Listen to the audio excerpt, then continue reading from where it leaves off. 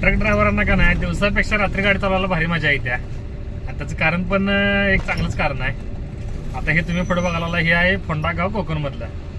आता इथं जर दिवसा गाडी आपली आली तर दिवसात दुकान चालू असतात, फोर व्हीलर चालू असतात, गाड्या चालू असतात, लोकांचं जाय चालू असतात, लोकांची खरेदी चालू असत्या. त्यामुळे तेवढा रश असतो ना, गाडी काढायचं म्हणजे मुश्किल होत्या. त्यात आणि सकाळच्या बस, परत जे कोण म्हणजे जातात ऑफिसला त्यांच्या गाड्या पण चालू होत्या. त्यामुळे इथं ना गाडी चुकून म्हणजे गाडी कसू शकते, काय तर होऊ शकते. त्याच्यामुळं आता इथं रात्री गाडी पास केली, रात्री गाड्यांचे टेन्शन नाही, काय नाही, ट्रॅफिक नाही, कोणाचं काय हे नाही. सरळ आपला एक पट्टा धरला का नाही 5 मिनिटात आपलं गाव क्रॉस.